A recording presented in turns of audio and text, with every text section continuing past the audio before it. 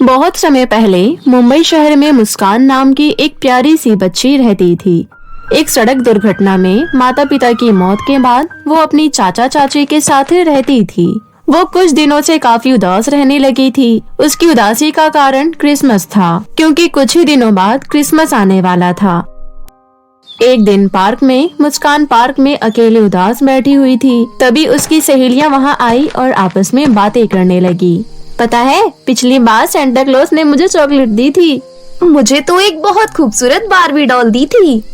मुझे तो सेंटा ने सुंदर सी ड्रेस दी थी। और तुम्हें सेंटा ने क्या दिया मुस्कान? बताओ ना मुस्कान, चुप क्यों हो? सबकी बातें सुन मुस्कान बिना कुछ कहे चुपचाप वहाँ से चली गई। अरे, मुस्कान को क्या हो गया? वो बिना हमसे बात किए क्यों चली गई? वो हमसे कहती भी क्या, क्योंकि उसे सेंटा से कभी गिफ्ट नहीं मिला। चलो उसे जाने दो, हम खेलते हैं।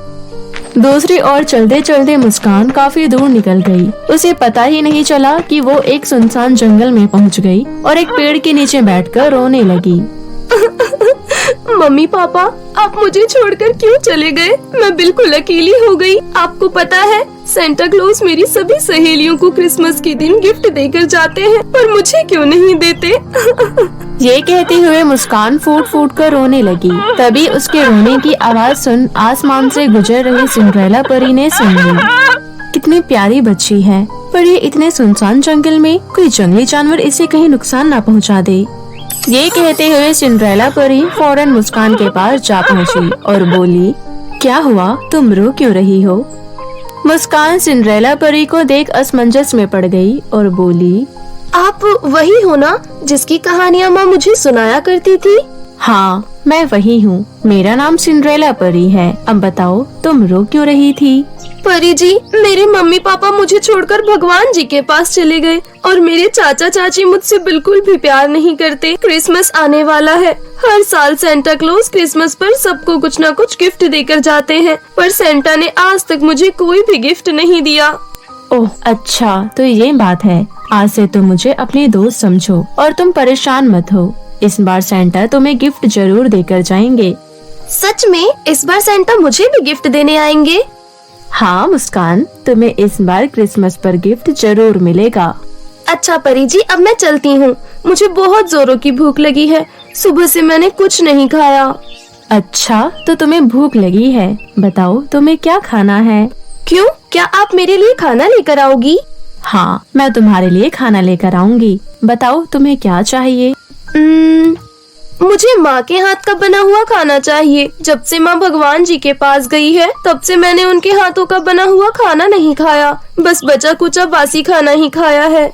मुस्कान की बात सुन सिंड्रेला परी का दिल भर आया और वो बोली, अच्छा चलो जल्दी से अपनी आंखें बंद कर लो। मुस्कान अपनी आंखें बंद करके बैठ गई। तभी सिंड्रेला परी ने अपनी जादुई छड़ी घुमाई और स्वादिष्ट व्यंजनों से भरी थाली प्रकट की।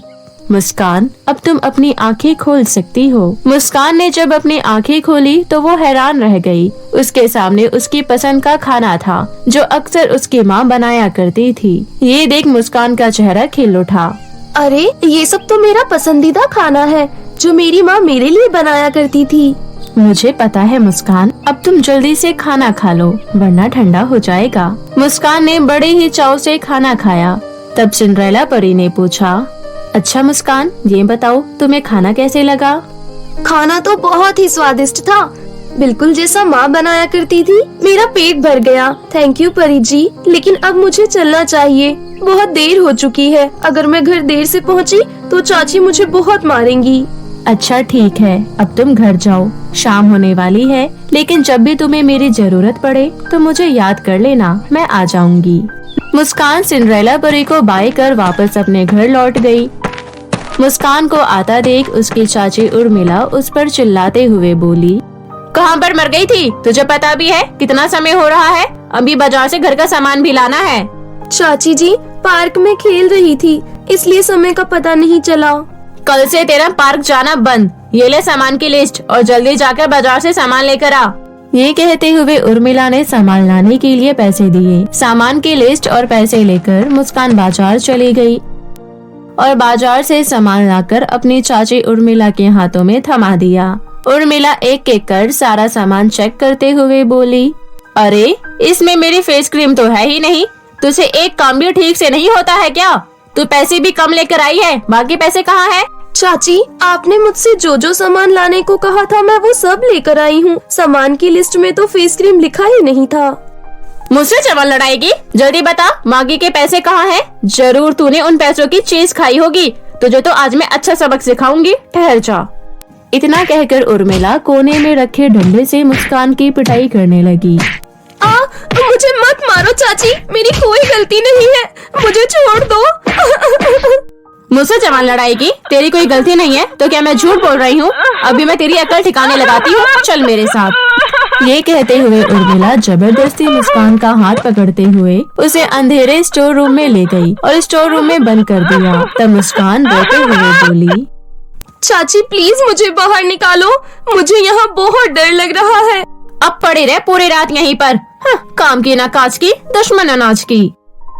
मुस्कान रात को अकेले बंद कमरे में अपने मम्मी पापा को याद कर रोती रही। मम्मी पापा, आप मुझे छोड़कर क्यों चले गए? मुझे आपकी बहुत याद आती है। ये कहते हुए मुस्कान रोते रोते सो गई। फिर अगली सुबह उर्मिला ने आकर दरवाजा खोला और बोली, क्यों रे करम चली, अब तो तेरी अकल ठिकाने आ गई होगी। चाची मुझे बहुत भूख लगी है, कुछ खाने के लिए दे दो। ओह, महारानी को भूख लगी है, काम करेगी तभी तुझे खाना मिलेगा, समझी? पहले घर का सारा काम निपटा तभी कुछ खाने को दूंगी। मुस्कान रोते हुए घर के कामों में जुट गई और जल्दी जल्दी सारा काम निपटाकर चाची से बोली, चाची आपने जो काम करने को दिया था वो सारा काम मैंने कर दिया, अब मुझे कुछ खाने को दे दो। ठीक है, अभी देती हूँ तुझे कुछ बचा कुचा। उर्मिला रात का बचा हुआ खाना मुस्कान को देकर अपने कमरे में सोने चली गई। मुस्कान ने जल्दी जल्दी खाना खाया, फिर मन ही मन बोली, मैंने घर का सारा काम भी कर दिया है और चाची भी सो रही हैं। क्यों ना मैं कुछ देर पार्क में खेलने चली जाऊं, चाची के उठने से पहले वापस लौट आऊंगी। ऐसा सोचकर मुस्कान पार्क चली गई। तभी वहाँ पर पहले से ही खेल रही उसकी सहेलियों ने उसे देखा और उससे बोली, अरे मुस्कान, तुम्हारी तबीयत तो ठीक है ना? कल बिना हमसे बात किए क्यों चली गई? वो कल मुझे घर जल्दी जाना था ना, इसलिए। ओह अच्छा मुस्कान, वैसे कल क्रिसमस है, बड़ा मजा आएगा। मुझे तो क्रिसमस की भी तैयारियां करनी है, घर को सुंदर से डेकोरेट करना है। कल तो हम नए नए कपड़े पहनेंगे और खूब मजा करेंगे। कल तो सेंटा हम सभी को गिफ्ट भी देकर जाएंगे। कल तो हम सब मिलकर क्रिसमस पार्टी करेंगे, चॉकलेट केक खाएंगे। कल सेंटा मुझे भी गिफ्ट देकर जाएंगे। लेकिन तुम्हें तो सेंटा कभी गिफ्ट देकर जाता ही नहीं है। पर इस बार सेंटा मुझे भी गिफ्ट देकर जाएगा, देख लेना। अगले दिन सुबह उठते ही मुस्कान की सभी सहेलियों को उनके कमरे में गिफ्ट मिले, पर मुस्कान को कोई गिफ्ट नहीं मिलता। सभी लड़कियां एक दूसरे को अपना अपना गिफ्ट दिखाती है। तभी मुस्कान को खाली हाथ आता देख टीना बोली, अरे मुस्कान, तेरा गिफ्ट कहाँ है? तुम तो कल कह रही थी सेंटा तुम्हें गिफ्ट देंगे। मुस्कान कुछ नहीं कहती और उदास होकर वहाँ से चली गई और नदी किनारे बैठकर रोते हुए बोली, परी ने तो कहा था सेंटा मुझे गिफ्ट देने आएंगे, पर मुझे तो कोई गिफ्ट नहीं मिला। परी तुम कहाँ हो? तभी अचानक सिंड्रेला परी वहाँ प्रकट हुई और बोली, मुस्कान क्या बात है, तुम रो क्यों रही हो? आज क्रिसमस है और सेंटा मेरी सभी सहेलियों को गिफ्ट देकर गए हैं, बस मुझे ही कोई गिफ्ट नहीं मिला। वो गिफ्ट कोई सेंटा नहीं देकर जाते हैं, बल्कि उनके माता पिता उनके कमरे में रख जाते हैं और बच्चों को लगता है वो गिफ्ट सेंटा रख कर गए हैं। पर तुम परेशान मत हो, रात को तुम्हें असली सेंटा गिफ्ट देकर जाएंगे, मेरा विश्वास करो। ठीक है, मैं आज रात सेंटा का इंतजार करूंगी। पता है आज मेरी सहेलियों ने नए नए कपड़े पहने हैं, मेरे पास तो एक भी नया कपड़ा नहीं है। बस इतनी सी बात। ये कहते हुए सिंड्रेला ने अपनी जादुई छड़ी घुमाई और पलक झपकते ही मुस्कान की पुरानी फ्रॉक बहुत ही सुंदर फ्रॉक में बदल गई। अरे वाह, ये तो बहुत ही सुंदर फ्रॉक है। मैं ये फ्रॉक अपनी सभी सहेलियों को दिखाऊंगी। परी जी, अब मुझे घर चलना चाहिए, नहीं तो चाची मुझे बहुत मारेंगी। ओके बाय परी, आपको मैरी क्रिसमस। मैरी क्रिसमस मुस्कान।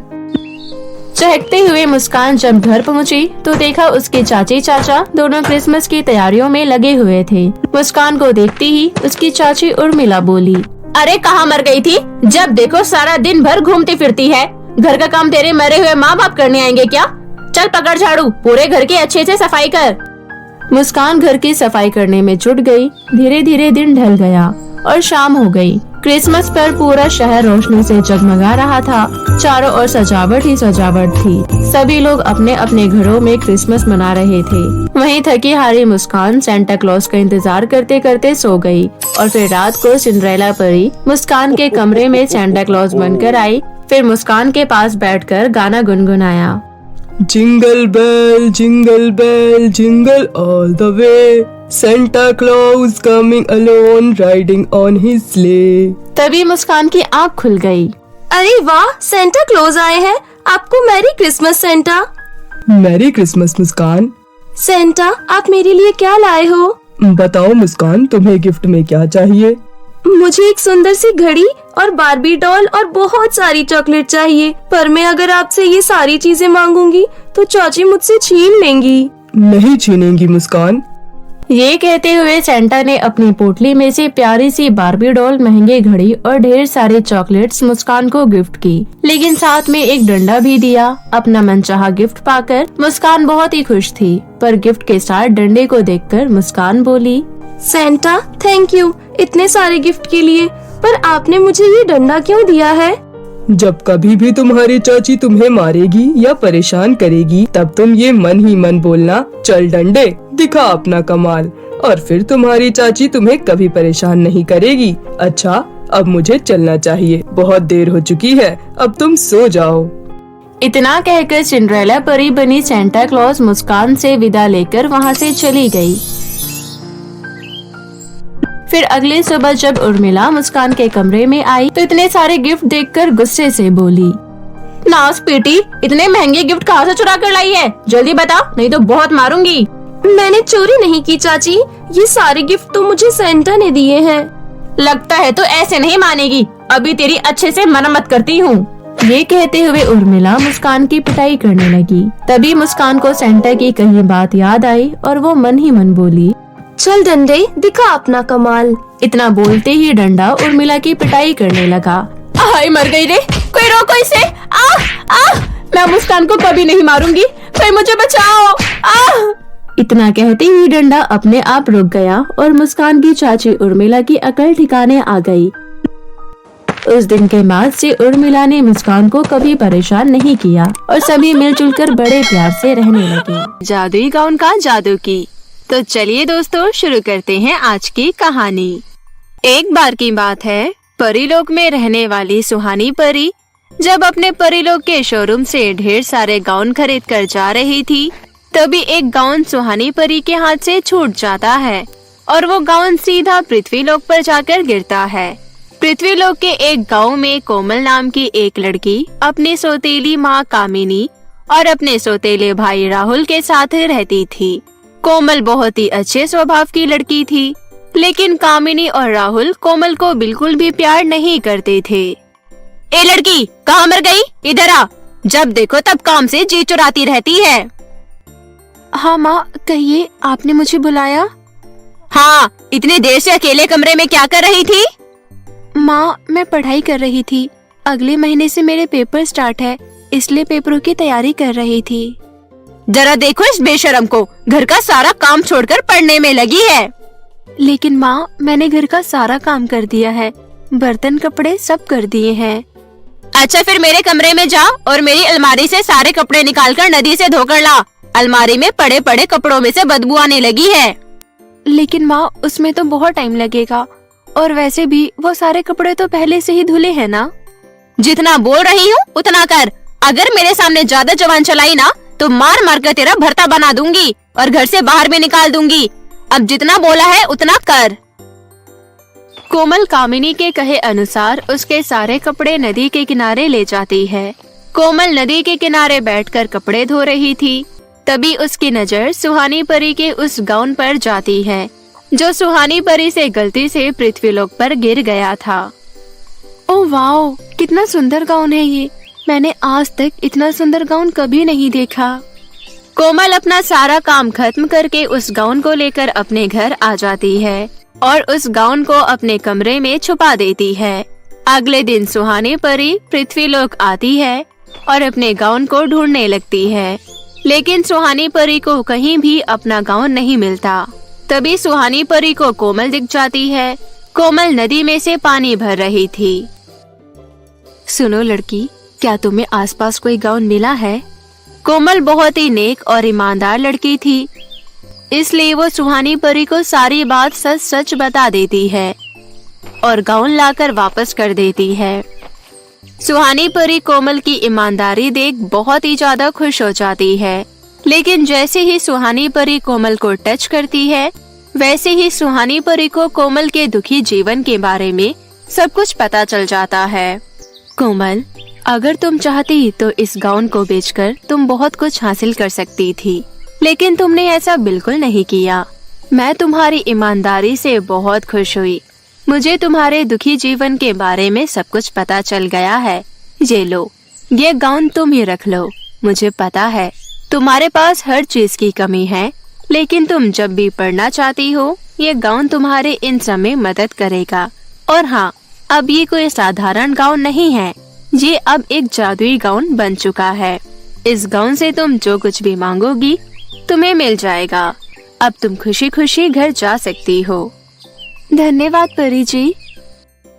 कोमल खुशी खुशी उस गाउन को पहनती है और गाउन से कहती है, हे जादुई गाउन, मुझे एक अच्छा सा घर चाहिए। कोमल के इतना कहते ही वहाँ पर एक अच्छा सा घर प्रकट हो जाता है। उस दिन से कोमल उस घर में रहने लग जाती है। हे जादुई गाउन, मुझे मेरी किताबें वापस दिला दो। इतना कहते ही कोमल की किताबें वहाँ पर आ जाती है। वो सब देखकर कोमल की खुशी का ठिकाना नहीं रहता। अब उसे किसी भी चीज की चिंता नहीं थी। कोमल को जब भी जिस भी चीज की जरूरत होती तो वो जादुई गाउन से मांग लिया करती थी। कोमल खुशी खुशी अपनी आगे की पढ़ाई पूरी कर रही थी। कोमल को इतना खुश देखकर उसका सौतेला भाई राहुल मन ही मन कहता है, कुछ तो गड़बड़ है। कल तक हमारे घर के टुकड़ों पर पलने वाली लड़की आज इतनी अमीर कैसे हो गई? पता लगाना होगा मुझे। राहुल घर जाकर अपनी माँ को सारी बात बताता है।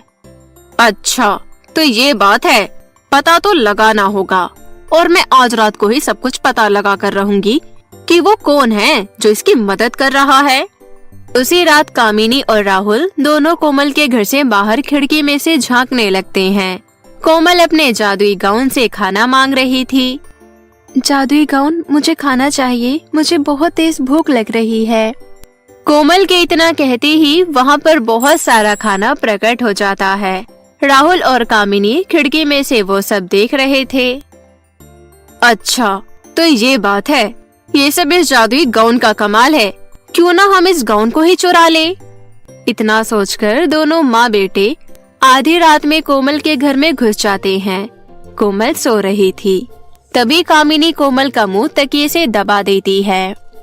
राहुल बेटा, तुम इस गाउन को जल्दी से चुरा लो, मैं इसको ठिकाने लगा कर आती हूँ। कोमल का दम घुट रहा था। कोमल को कुछ समझ नहीं आ रहा था कि आखिर उसके साथ क्या हो रहा है, लेकिन तभी वहाँ पर सुहानी परी प्रकट हो जाती है। रुक जा दुष्ट औरत, तो पैसे के लालच में आकर अपनी बेटी को मार रही है। तुझे शर्म आनी चाहिए, लेकिन तू तो डायन है, डायन। इतना कहकर सुहानी परी अपनी जादुई छड़ी से दोनों माँ बेटे को उल्टा लटका देती है। मैं तुम दोनों माँ बेटे को जिंदा नहीं छोड़ूंगी। तभी कोमल कहती है, नहीं परी जी, ऐसा मत करो, रुक जाओ, इन्हें मत मारो। आखिर ये मेरे भाई और माँ हैं, ये जैसे भी हैं मेरे अपने ही हैं। मैं आपसे विनती करती हूँ, इन्हें छोड़ दो। इनकी तरफ से मैं आपसे माफी मांगती हूँ। गौर से देखो इसे, तुम दोनों जिसे मार रहे थे आज वही तुम्हारी जान की सिफारिश कर रही है। तुम दोनों को शर्म आनी चाहिए। ये सब सुनकर कामिनी और राहुल को अपनी गलती का एहसास हो जाता है और उन दोनों को अपने ऊपर बहुत ही ज्यादा दुख होता है। मुझे माफ कर दी बेटी, मैंने तुम्हारे साथ बहुत गलत किया है। हाँ बहन, मुझे भी माफ कर दे, मैंने भी तुम्हारा बहुत बुरा किया है। मैंने आप दोनों को माफ कर दिया। अब आप दोनों को शर्मिंदा होने की कोई जरूरत नहीं है। अब मेरे दिल में आप सब के लिए कुछ नहीं है। और फिर उस दिन के बाद से सभी मिलजुल कर हंसी खुशी रहने लगे। तो कैसी लगी आपको हमारी ये कहानी, हमें कमेंट करके जरूर बताएं और इसे अपने दोस्तों के साथ भी शेयर करें। और हाँ दोस्तों, अगर आपने अब तक हमारे चैनल को सब्सक्राइब नहीं किया है तो प्लीज जल्दी से नीचे लाल बटन दबाकर अभी कर ले। तो मिलते हैं आपसे फिर किसी नई कहानी के साथ। तब तक के लिए आप अपना ध्यान रखें। धन्यवाद।